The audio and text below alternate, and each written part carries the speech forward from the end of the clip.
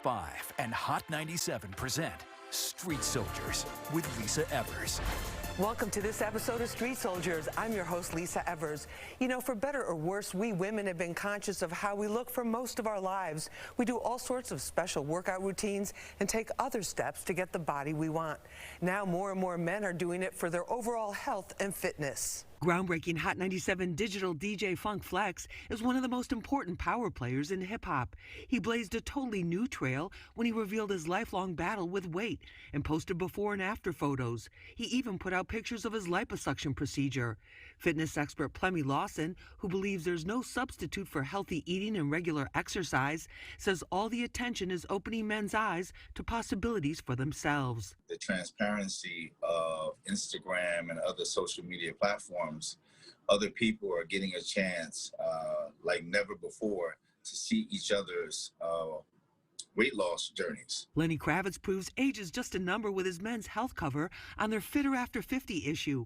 Other celebrities like the multi-talented Dwayne "The Rock" Johnson, comedian and actor Kevin Hart, and actor and businessman Mark Wahlberg use their chiseled physiques to support their careers and public image. It's no longer a trend. It's about being healthy. It's about staying healthy. It's not necessarily about looking good. That is the added bonus. Comedian and entertainer extraordinaire Rip Michaels says he was husky as a kid and overweight most of his life.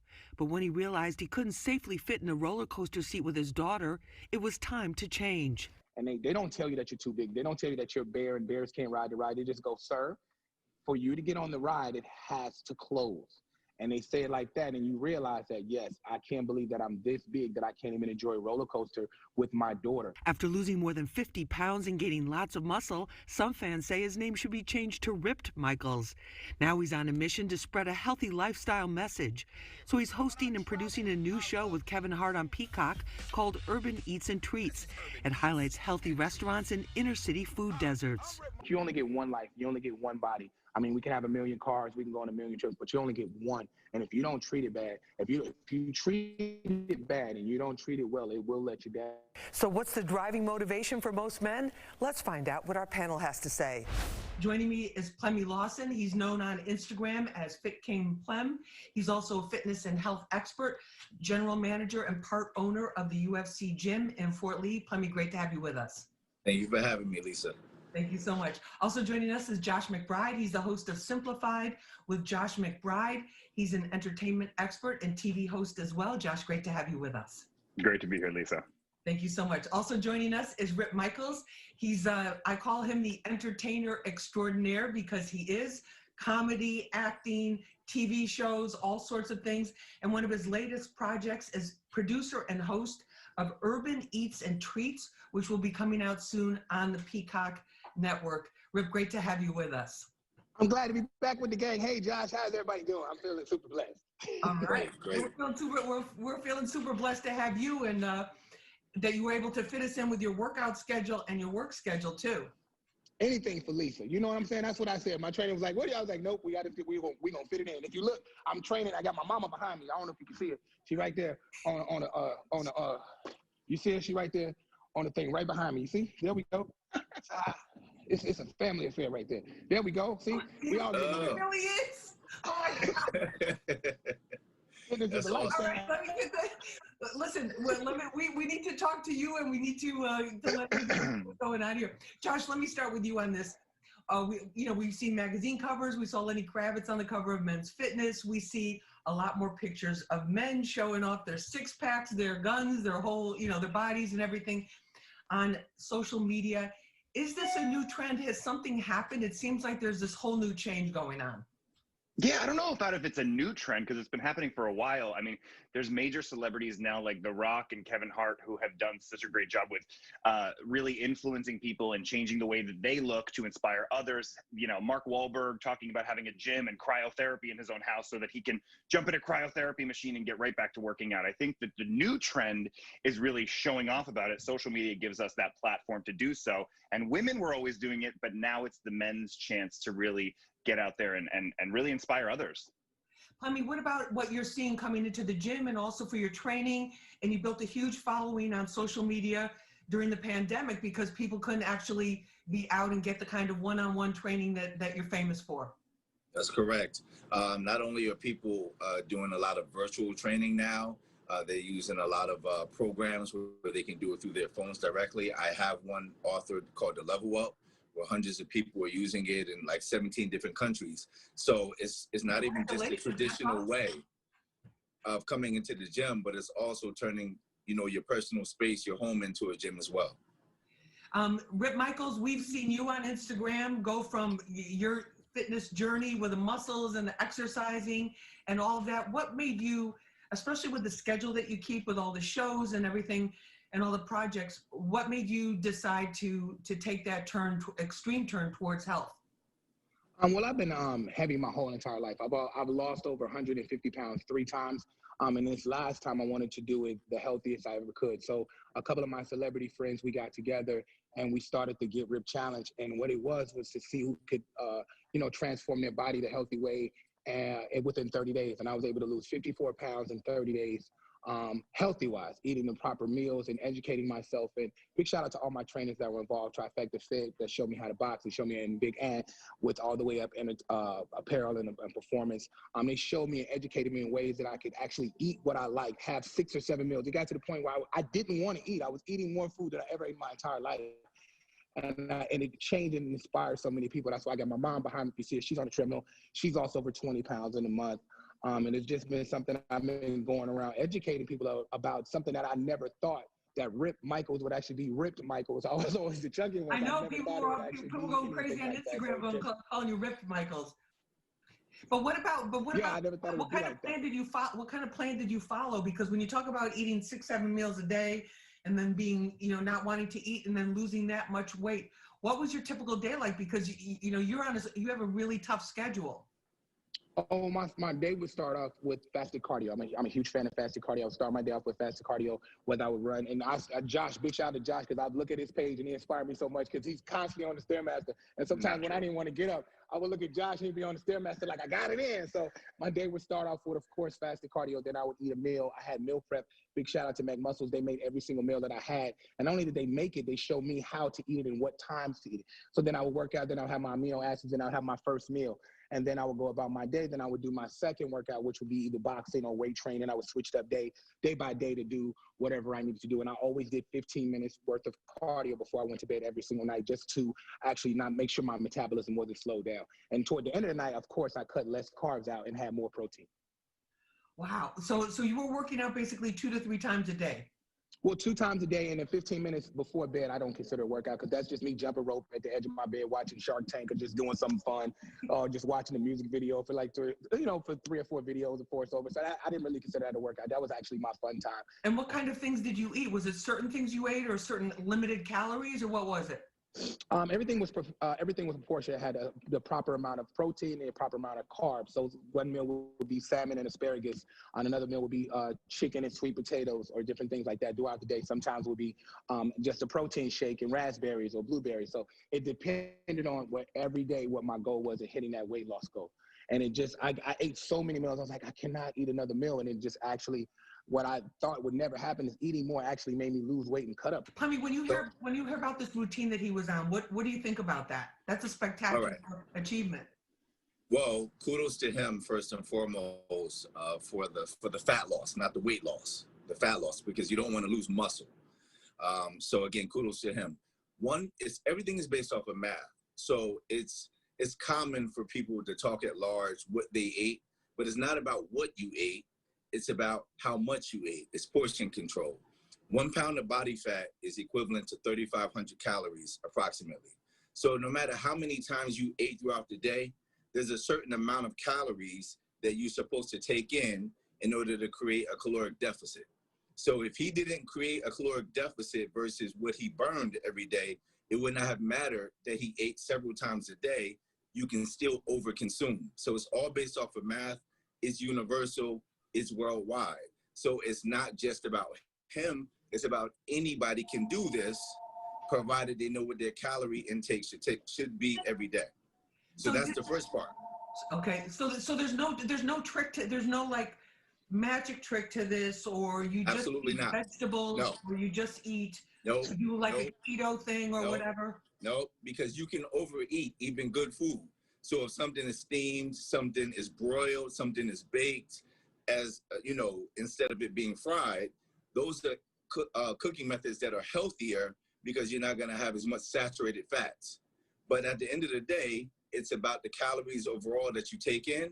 It's input versus output. As simple as that. There's still much more to come. Stay with us. Josh, in terms of the image, the popular image in our culture that we see of men now, it's almost as if the whole fitness thing back in the day, especially with hip hop, it was like the big was okay, extra big was okay. And then now it's like a lot of the most popular rappers are super skinny, or what some people might say are underweight or whatever. But what about is part of this, the popular culture driving this entertainment? I think it's just about being healthy, and it's about being a healthy culture. So thinking about that and thinking about that staying on trend, we also see in social media, there's so many opportunities for these guys to be posting themselves, with men's health and fitness and different blogs and things like that. They want to be able to show out and show up in that. They want to be able to look good.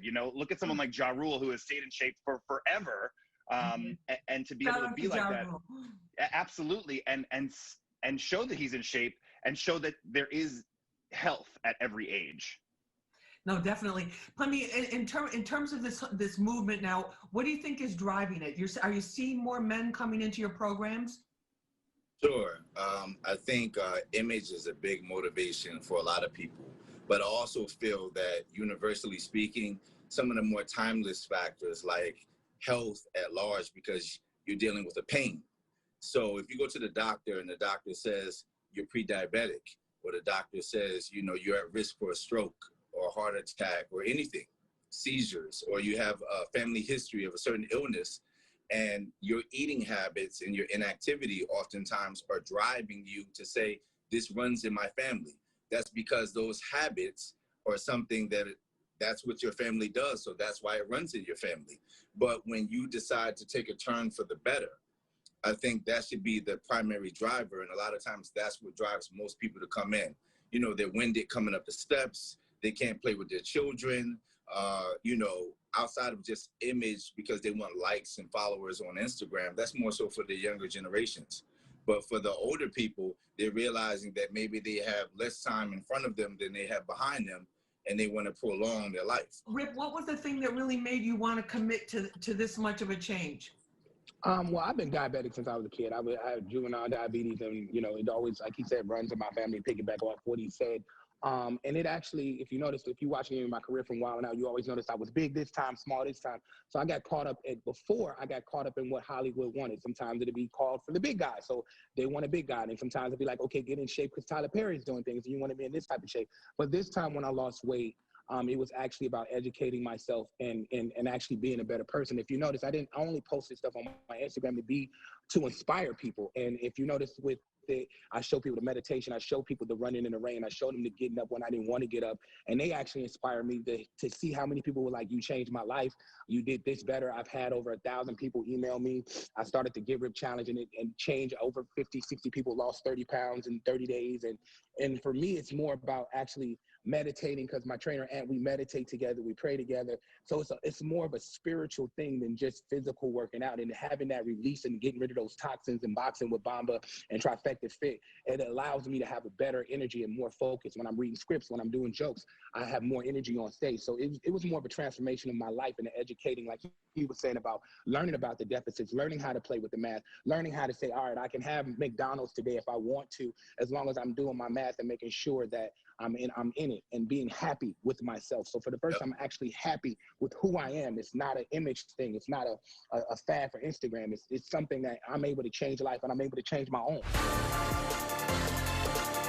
Rip, one question people ask me when I told them we were doing the show with you and having you back on the show again, your fans, are you still funny? Because people, for some reason, stereotype that you have to be like a certain size of heft in order to be hilarious. What do you think about that stereotype?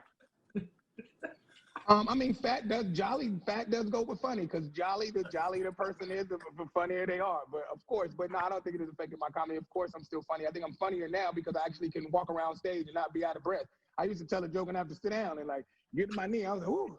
Oh, Lord Jesus. Josh, in terms of the effect, like some of the stuff that the celebrities have been doing, you're talking about like, you know, the cryotherapy, whatever that is, like all these different things, these crazy things. How big a trend is that's been in Hollywood for a while though? Cryotherapy is kind of a newer thing, and for those that don't know, you go into a cryo chamber, and it feels like an ice bath, but it's just air against your skin. So basically, what that does from a recovery standpoint is it takes the inflammation out of your muscles. So, for instance, Mark Wahlberg has one. He's been open about having one at his house because he works out so much. If you ever looked at Mark Wahlberg's schedule, he gets up at 3 and works out, and then goes into cryotherapy and gets the cold so that he can work out again. But we are, you know, just to touch on what Plummy was saying, in that, you know, he's in this 40 plus range, but Joe Manganiello, Chris Pratt, Kevin Hart, The Rock, Hugh Jackman, Jason Momoa, like this has now become a trend, but even more so, it doesn't matter what age you are, it's still about staying healthy. It's not, it used to be, you know, you got to your 50s and you can sit on the couch all day. Now you're just starting at 40, right? Like these celebrities that I just mentioned, they have gyms in their houses. They like staying healthy. This is a way of life now. This isn't just like fitting it in. No, definitely. Plum, that's been a big message that you've been trying to get out to people for a long time is don't use that number don't use that age number as an excuse. Absolutely. For letting yourself go. Absolutely. Well, you know what? It's all about sustainability. It's not about a quick fix. It's not about doing something, you know, for 30 days or 60 days. I often tell my clients worldwide, you know, it's about there's no finish line. So this is a journey that you're supposed to continue ongoing. And, you know, we have clients that come into this gym. I was just talking to a gentleman this morning. He's 86 years old, and he's here every day at 6 a.m. faithfully. And, you know, that's, you know, something to aspire to, because you want to remain active, because oftentimes when you stop, you lose it. So You're not supposed to get to a point at the age where you can just sit back like you need a rocking chair and it's over. Yeah. You know, so 40 is still very young. Rip, in terms of your advice for other men who don't necessarily have time to do 2 workouts a day because maybe they're doing 2 jobs or 3 jobs and have responsibilities and have to travel and all this other stuff. What advice do you have for them if they want to start to make some changes, healthy changes in their lives? Well, 2 times a day was, let me be clear, it's something I was only doing when I was in that challenge. I don't do 2 times a day anymore. That's just when I was in the challenge. And 2 times a day to me is just, you know, and I think anybody on this panel would say, I'm naturally a fat person. And when I say that, a lot of trainers like, no, it's up to you. No, I'm naturally a big person, been big. I've never had even as a kid, I had husky clothes. So for me, 2 times a day is I have a slow metabolism. So I start my metabolism off, whether it's 15 minutes in front of my bed doing jumping jacks, jump ropes, sit-ups in between commercials to wake up. And then I do another 15 minutes before I go to bed. So as long as I get that in my day, I would tell anybody, if you can't do anything but that, and there is no really excuse, because these trainers now have adapted apps where you can FaceTime them at any time. They got Zoom classes. So there's really no excuse if you really want to be in shape. They've made it so easily. And it's just everywhere now. So now you don't really physically have to go to the gym to do anything anymore. It's always there, and they go around your schedule. There's trainers that's doing stuff at midnight. There's trainers doing stuff at 5 o'clock in the morning. It doesn't take a lot. You don't need a gym membership. You don't need a lot of equipment. You don't need those things anymore. I find that things that you can do are readily accessible for you.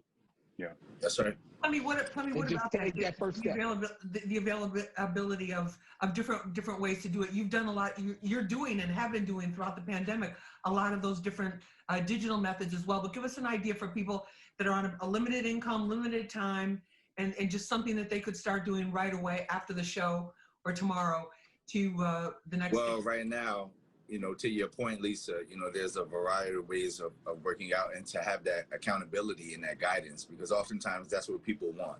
So whether you like the group formats and you want to go online and do Zooms or IG Lives with various people that do this, you know, free of charge. Sometimes people use it as a funnel system to funnel you to come into the gym physically, or to join something on the back end where you would pay for it, where you get more services. Because at the end of the day, it needs to be customized to your strengths and weaknesses as well.